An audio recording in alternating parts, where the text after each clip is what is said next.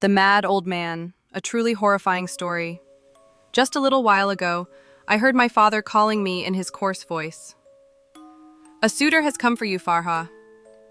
I looked at him in bewilderment, then smiled shyly, not fully grasping the word at all. A suitor?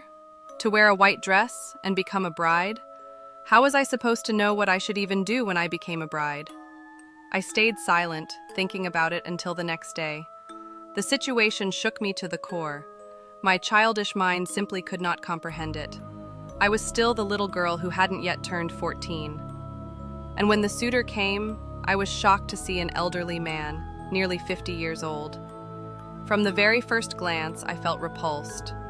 He had a harsh nature and sinister eyes that filled my heart with dread. But unfortunately, I was too young to say no. The decision was entirely in the hands of my father and mother.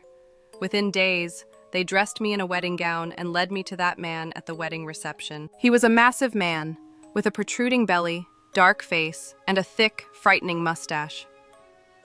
I wasn't allowed to express any feeling. Then he took me alone into his apartment, where I experienced the worst night any girl could ever live. His rough, heavy hands tore into my small body with brute force. I trembled, trying to curl up to protect myself, but he could see nothing but his own lust that he wanted to extinguish inside me.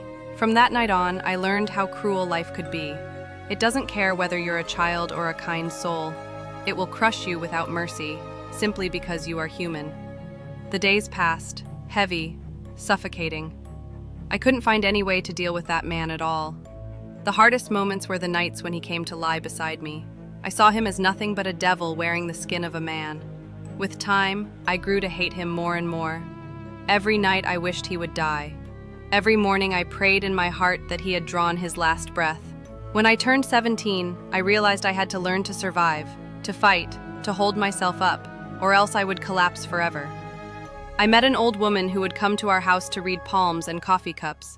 I confided in her that I wanted to bind my husband, to keep him from touching me. She was surprised at first, but then told me she would need a large sum of money. I stole the money from him as he slept. Sure, he would never suspect me. I hardly ever uttered a word as it was. I handed her the money and one of his shirts. 2 days later, she returned with a small bundle and instructed me to place it under his mattress. I did exactly that, and within days, I saw the look of failure in his eyes when he could no longer come near me. He was enraged, confused, unable to understand what was happening. Inside, I was quietly delighted by his humiliation. Time passed, and he kept trying again and again. But it never worked. He even lost all confidence in himself, and resigned to the idea that he was simply too old. He bought every kind of stimulant, all in vain. He began to rage, to hit me, to insult me, trying to hide his impotence behind shouting and blows. And yet, I felt a twisted satisfaction. One day, for the first time ever, I told him I would expose him, tell everyone he was impotent. He couldn't comprehend what I said at first, but from that day, he became calmer with me. Still, the hatred inside me never quieted, especially when he returned to his old self a month later, and I had to endure another repulsive night, his breath and sweat suffocating me. I called the old woman again. She said she needed more money to renew her work. I was afraid to steal from him again, worried he might suspect me, so I started slipping sedatives from my mother's medicine into his food. He truly changed. He became like a dull, empty shell. He would eat, then collapse into sleep, wake only to sink back into it again. He was like a puppet in my hands, almost absent from reality. I thought I had no other options left, so I tried to adapt to my cursed life, but life had a new surprise waiting for me. One day, I came home exhausted from the market. I lived on the 3rd floor and stopped to catch my breath under the weight of my bags. At that moment, my husband's nephew, Hassan, passed by. He lived downstairs on the 2nd floor with his father. He smiled at me and said, "How are you, uncle's wife?" He was only 2 years older than me, 20 years old, but time had forced him to call me that. I greeted him and he insisted on carrying the bags up for me. I tried politely to refuse, but he wouldn't hear of it. He carried them to my door. As he turned to go, our eyes met.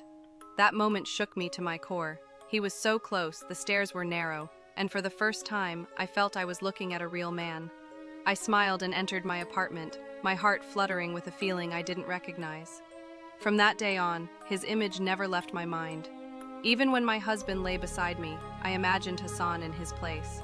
The longing grew unbearable, and I decided I would do anything to see him again. Yet inside me, there was still a barrier of faith and decency. I needed a justification. It came when my husband beat me badly, and we had a huge argument. After he left the house, I took his phone and found Hassan's number. I called him and asked if he could help me install a gas cylinder. I deliberately appeared miserable before him. I knew he had heard the fight. When he arrived, I sat crying. He asked why I was upset, and I pretended to wipe away my tears. He left, carrying a look of sadness in his eyes that thrilled me. More visits followed, more conversations. One day, we went out together, far from town. He held my hand and said, reassuring, "Don't be afraid, I'm here for you." I looked at him hopefully and asked, "Hopeful, will you be able to protect me?" He smiled confidently. Confident, yes. From that day on, our conversations crossed every line. Our love grew beyond control. Then came the cursed day when my husband beat me so savagely, I thought I would die.